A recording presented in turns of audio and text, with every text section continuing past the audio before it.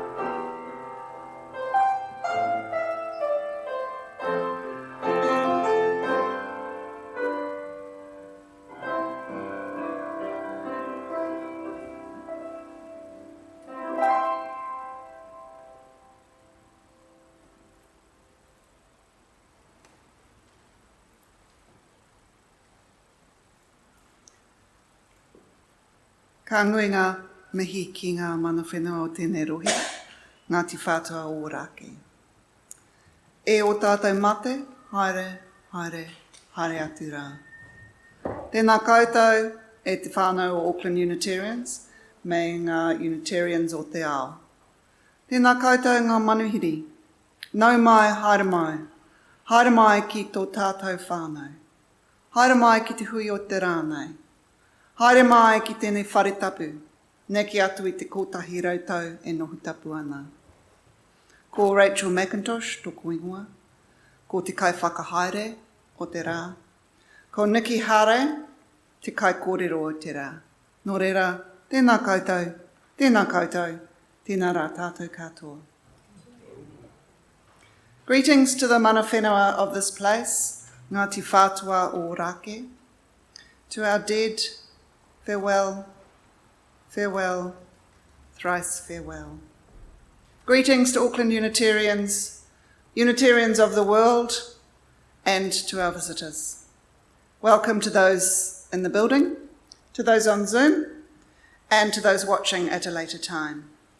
Welcome to our whānau.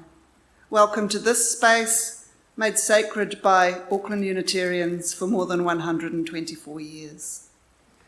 My name is Rachel Mackintosh, and I will be leading our service today. Niki Harré is our speaker today. Niki is head of the School of Psychology at the University of Auckland, where she teaches community and environmental psychology. Niki's research focuses on the psychology of sustainability, values, and civil discourse. The question that drives it is, how do we live well together? She has led action research programs in educational and health organisations, focused on creating a sustainability culture. The Calling, What the Secular World Can Learn from Religion, is her third book, and it's available at the back. She's also the author of Psychology for a Better World, Working with People to Save the Planet, and The Infinite Game, How to Live Well Together. Some of us may remember her speaking here before on that book, The Infinite Game. So welcome also to you, Niki. It's great to have you here. For those of you in the building, please do join us after the service for morning tea. It is our sacrament of hospitality. Kia hora te marino, kia whakapapapaunga mo te moana. Hi huarahi mā tātou i te rangi nei. Aroha atu, aroha mai, tātou ia tātou katoa. May peace be widespread. May the sea be like green stone, a pathway for each of us this day. Give love, receive love, all of us together. Could somebody close the door at the back, please?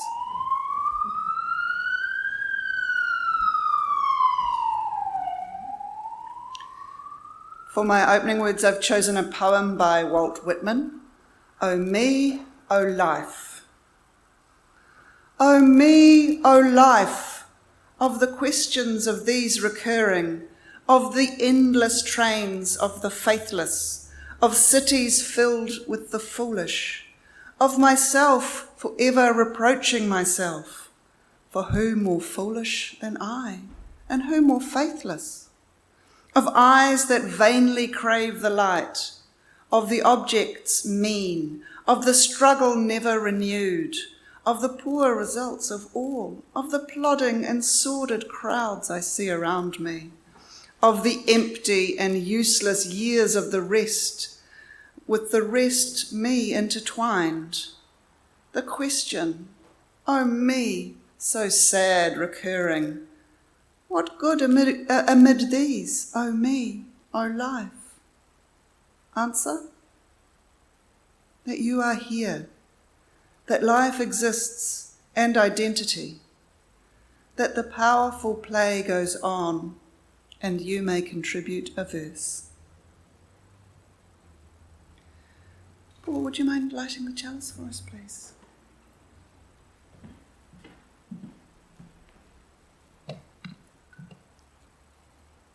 The flaming chalice is the symbol of Unitarian Universalism.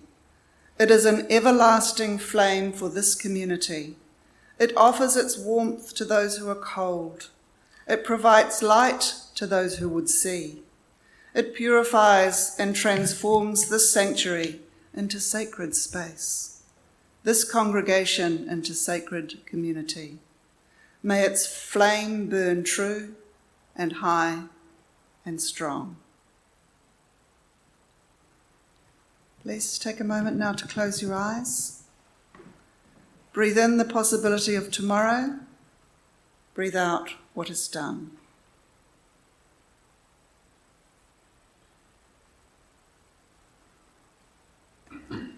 Now I invite you, if you choose, to say with me the words of the covenant of our congregation.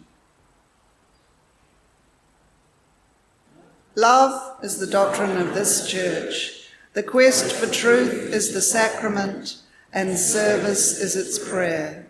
To dwell together in peace, to seek knowledge in freedom, to serve humankind in fellowship, to the end that all souls shall grow in harmony.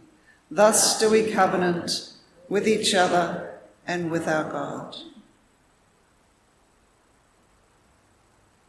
We pause at this time to hold and honour the very personal joys and concerns of the congregation. I invite those of you in the church to come up, light a candle, say your name, and briefly share your joy or concern. And those of you on Zoom, if you raise your hand electronically is best, but if you wave at me, then I'll probably also see you, and I will call on you as I see you. There's also an option to simply light a candle in silence.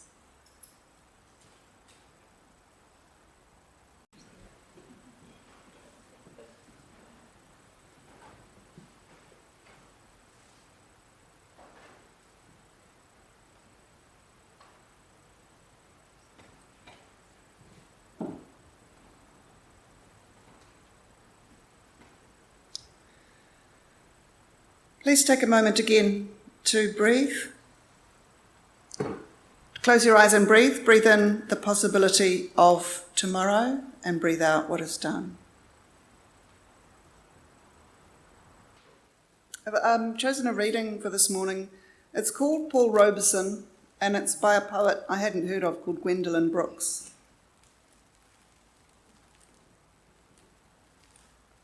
That time we all heard it, cool and clear, cutting across the hot grit of the day, the major voice, the adult voice, foregoing rolling river, foregoing tearful tale of bale and barge, and other symptoms of an old despond, warning in music words devout and large that we are each other's harvest, we are each other's business, we are each other's magnitude and bond. I invite you to close your eyes, take a moment, breathe in the possibility of tomorrow, and breathe out what is done.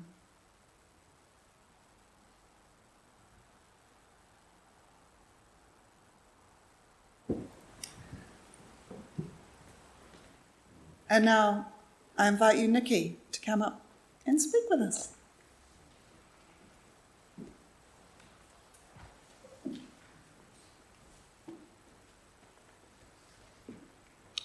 Thank you, Rachel and Maria, for inviting me here today.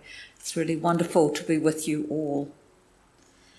To signify that we are together in this space today, I place this stone. Why a stone? Well, this stone and the stones in the basket that will be available for you to place later are from the rivers and beaches of Aotearoa. So they are the stones of this place, our place, the land we share. They have been shaped by slow processes that happen long before we people arrived. And now in this moment, we are together, the people, the land, and all the life it holds. As you hold a stone, it becomes warm in your hand. So I place a stone to signify our gratitude to our place and to the people who are here today. I also place it to acknowledge the people who are not with us, those we miss, those that support us, those that challenge us.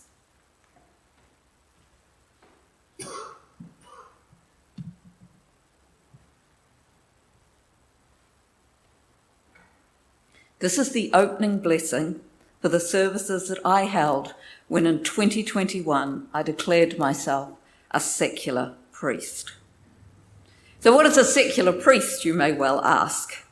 Well, as some of you may know, there are secular priests associated with some churches, but that was not me.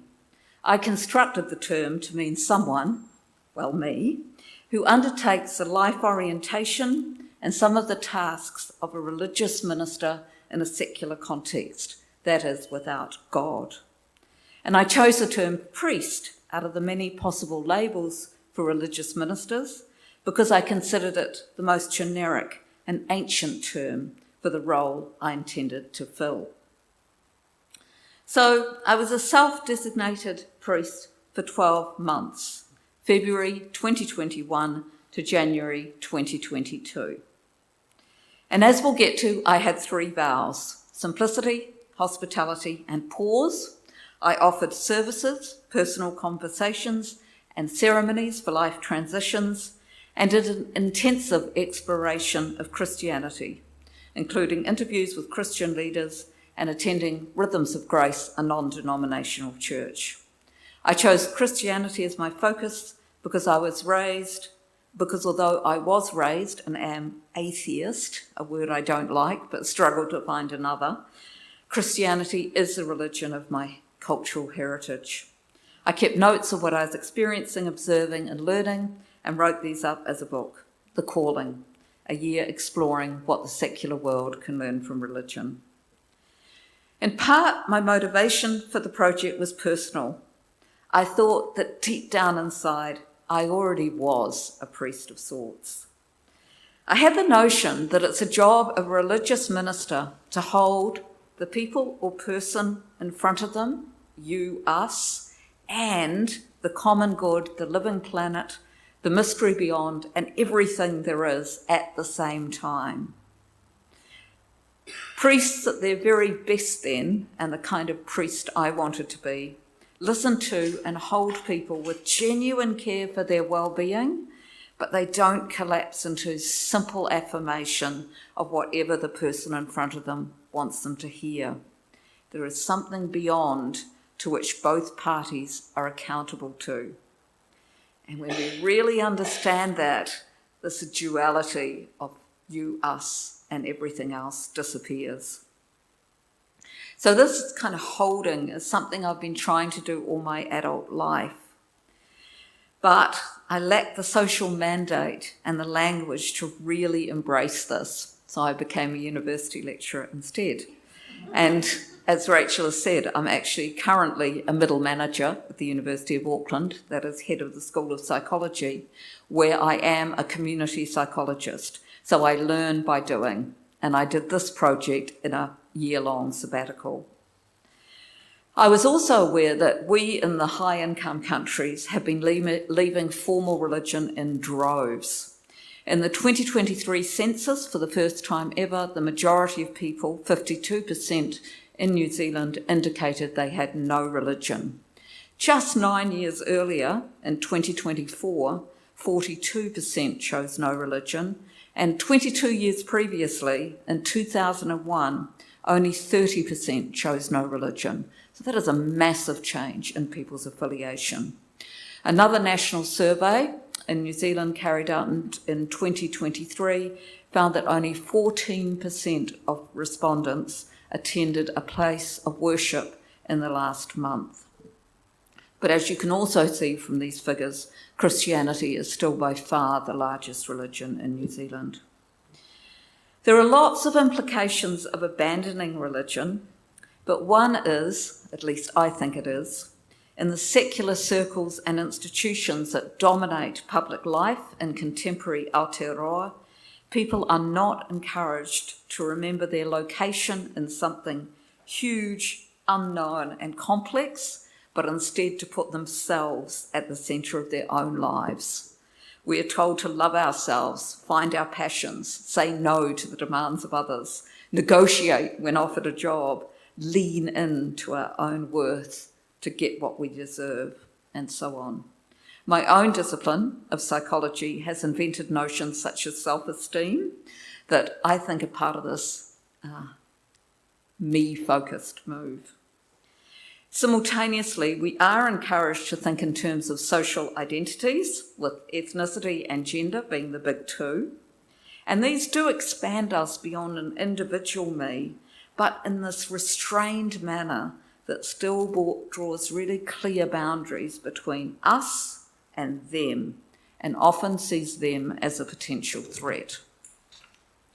This spotlight on the self and the in-group has its truth, because of course sometimes some individuals and some identity groups are overlooked and badly treated, often in fact.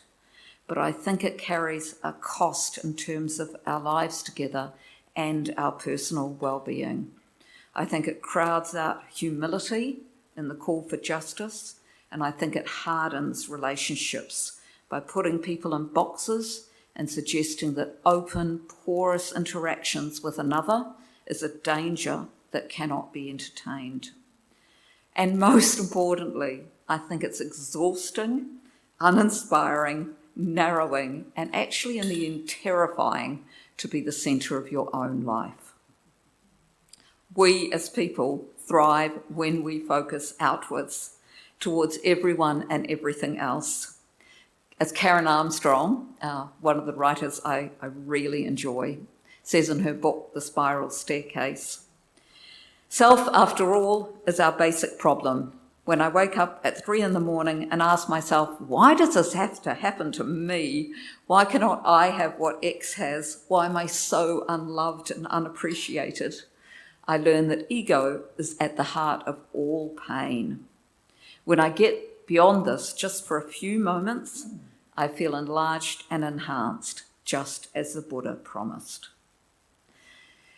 And for me, as someone with training in social and community psychology, I know what people are like. We need constant reminders, just as you do here on a weekly basis. We need triggers, we need role models to be a certain way. So obviously, I thought we seculars still need priests whose job it is to do that, to enact that dual focus of you, us, and everything, to bring forward those role models, examples, triggers, and I also thought I was ideally suited to the role. I'll come back to the priestly role very soon, but I want to talk briefly about what I learned from Christianity. At the heart of my learning was Rhythms of Grace, a church I was introduced to via a chance meeting with Mark Pearson, the lead pastor. Some of you may know Mark. He's pretty well known in Auckland circles. So Rhythms of Grace is a non-denominational church, and it meets in the undercroft of Parnell Cathedral. The first service I attended was led by a woman called Janet on the first Sunday of Advent in 2020. Those are the Sundays leading up to Christmas Day itself. She asked us, how do you hear God? What form does it take? I didn't put up my hand to respond, but I had an answer. God is being created here, I thought, now. And that seemed hugely inviting and intriguing. She also told the story of how Mary was informed by the angel Gabriel that she would carry God's child. And that seemed strange, fascinating, and slightly disturbing. To my mind, it sounded awfully like an older cousin or similar inviting a teenage girl into the bedroom of a patriarch. So by the end of this service, I knew that I could learn a lot from this community and attended almost every service in 2021 and other church events. These people, almost just like me, who sat with these old stories and perennial human questions. Over the course of the year, I was enormously humbled with the warmth by which I was greeted by Christians both at Rhythms of Grace and beyond, their service-oriented lives, and again, service being part of the covenant here, and their ability to hold beliefs about the nature of reality that were profoundly different from mine, because in many ways, although it's non-denominational, Rhythms of Grace is quite a classic Christian church around the story and assumptions about Jesus. So even though we had these really different worldviews, they never used their beliefs as a shield that separated us. The overall vibe was something like, God is everywhere in all of us, all the time, and so our shared humanity is far more fundamental than any ideas we might dispute. I also interviewed Christian leaders, read lots of Christian literature, including the entire Bible. I did a 3-day silent retreat on my own in which I read the Gospels over and over. I was particularly taken by the writing and podcasts by Richard Rohr, such as what he says here. And I hope this resonates in this place. It also has love at its centre. Love, which might be called the attraction of all things towards all things, is a universal language and an underlying energy that keeps showing itself despite our best efforts to resist it. Love allows and accommodates everything in human experience, both the good and the bad, and nothing else can really do this. Being a priest. So how was I going to be a priest for an entire year, a made-up one, a self-declared one? Well, first of all, I took on personal disciplines or practices that revolved around what I called vows. There were 3 vows. Simplicity.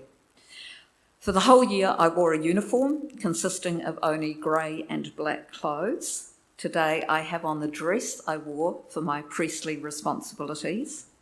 And I bought nothing non-essential. So essentially, items in the supermarket, I was allowed to purchase. Anything else was out and unavailable to me. Hospitality, I vowed that I would greet people when out and about and be open to conversation and connection. This is very low-level hospitality, I accept, but as an introvert, it is not my normal way. I'm the kind of person who would cross onto the other footpath to avoid somebody coming in my direction on the same footpath I was on, not anymore, and the kind of person who would groan internally if invited to do something when I had other plans. I pretty much always had other plans. Pause. I wanted a routine for regularly reflecting and taking time out of life. And although I was very resistant initially to the idea of meditation, sitting still for half an hour and focusing on yourself did not seem like my gig, I did actually eventually develop a practice of meditation, and I do still meditate. It was actually fantastic to have a year of constraining my choices in this way, and simplicity in particular, wearing a uniform and buying nothing, was so easy for me. It was like one day shops online or in life were available and the next day they weren't, and I never missed it. I didn't miss it for a second. I never missed buying stuff. I never thought about buying stuff. In fact, I had very little to write about my simplicity vow in the book because of the absence of struggle. Not so with the other two vows, hospitality and pause. Second were my offerings, so this outward-facing element, which I advertised through a website called secularpriest.org and sent to email distribution lists that I was part of. In the end, I delivered 17 pairs of services. These were at first on a Sunday, 5 p.m. to 6 p.m. in a community centre in person, and then on Wednesday I'd do an online service for half an hour with the same theme and some of the same components. In the in-person services, we had rituals, blessings, we had a talk, provocation, we had singing, we had personal reflection time and group discussion, which you might recognise a lot of these elements here today, of course. 89 different people eventually attended at least one service, and I had 39 personal conversations with 20 different people. These were advertised on our website and designed to be conversations about how to deepen your contribution to our collective lives. And I did one baby naming ceremony, and here is me with the family involved. It was actually one of my more priestly moments. The project did not go smoothly. In order to advertise the services, I initially sent an email to 29 people I knew well and who were in local environmental circles. Doers. I got 0 responses. It was a very humbling experience, and I quickly learnt that religion, or anything that smacks of religion, is a touchy experience, and many people have actively rejected the religion of their heritage, which in New Zealand primarily means Christianity. I was using Christian terms, priest, service. I even referred to sermons at first for my talks, which I changed to provocations. And what's really interesting is my book's been out for 3 months now. It was published in March this year. And I still feel like most of the interest is coming from Christian communities or people with spiritual interests. It is really hard to get people in secular atheist context to be interested in the poetry and the wisdom of religious traditions, which I discovered with such depth, I felt, during that year. I did experience what I dubbed as a strange new feeling of happiness. It gave me a feeling of spaciousness and allowed me to live in the present without fretting over the past or what is to come. I'd written a line for this talk saying that you'll have to read the book to find out my secret formula. But actually, all I do in the book is puzzle over how for several weeks I found myself kind of enlightened, really, but could only guess why. I'd hoped to be a priest without God, but found myself talking and reading a great deal about God nonetheless. Surprise, I was investigating Christianity. I still consider God a way of imagining the world rather than something real, But I think the imagination of God, or something similar, is incredibly helpful, maybe even essential, to well-functioning, large, contemporary societies. Rod Oram was one of the Christian leaders that I interviewed, and he said, "There's something huge and complicated going on here that we can't understand. We can try and understand how all the living parts of this planet work, and then we can try and fix them all. But I don't think that's going to work. The Holy Spirit, in the sense of something mystical, can happen in us and between us. It's opening us up to a huge power that completely transcends humankind's impressive but still finite faculties." I suspect Rod was right. There's something huge and complicated going on, and we do better when we acknowledge that personally and collectively. And those of us without religious traditions and communities are going to have to work long and hard to build the language, the stories, and the humility offered by the traditions that we've left behind.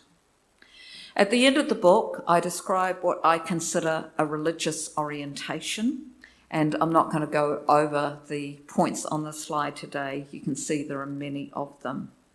These are the things that I found and experienced within religious settings that I think either don't exist or exist quite differently in a different form in the secular world.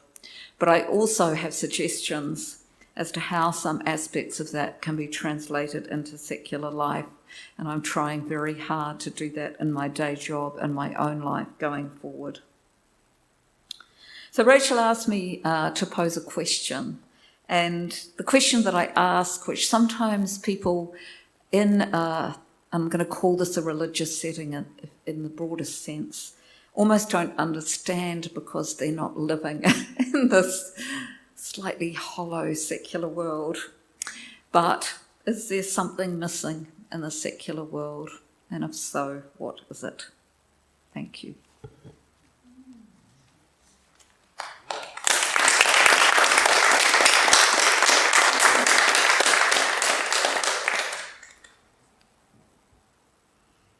Thank you, Niki. And at the end of the service, we will form into groups, and that's the starter question for you. We discussed, Niki has brought some stones. She laid a stone at the beginning. There's not enough for everybody, but I would actually think now is a good time, while the candle is still lit, if anybody would like to come forward to take one of those stones and place it with the other stone in the basket. And those of you on Zoom, you probably didn't bring stones, but if you've got something that might do for a stone, a virtual stone, I invite you to hold and maybe place virtually with our other stones. Oh, there are enough for everyone.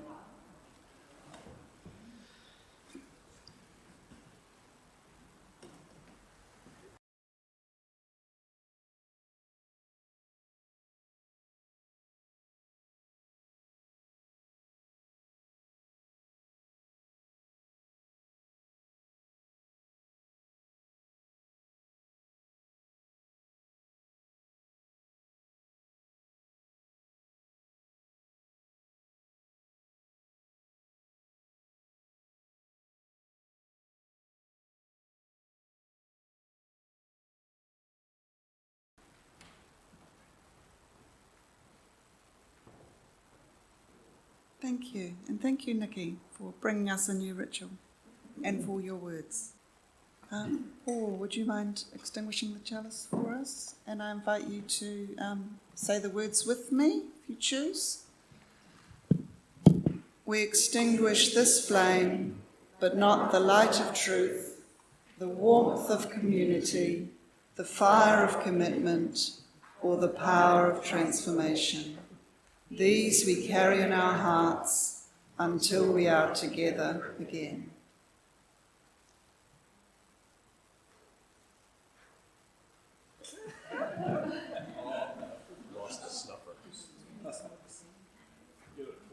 I left the snuffer in the kitchen. And so in a moment I will speak some closing words, and after that we will enjoy Frank's Postlude. which is Je t'aime by Serge Gainsbourg. And I think the long title is Je t'aime moi non plus, which means I love you, me neither, which I think is fitting. And following that, before morning tea, I invite you to form circles of no more than 6 people. Jonathan will arrange breakouts for those of you on Zoom to discuss those questions that Niki raised. Is something missing from the secular world? What is it? Amen. Oh no, I've got to do the closing words. This is by Rainer Maria Rilke. Be patient towards all that is unsolved in your heart, and try to love the questions themselves, like locked rooms and like books that are now written in a very foreign tongue. Do not now seek the answers, which cannot be given you, because you would not be able to live them. And the point is to live everything. Live the questions now. Perhaps you will then gradually, without noticing it, live along some distant day into the answer. Amen.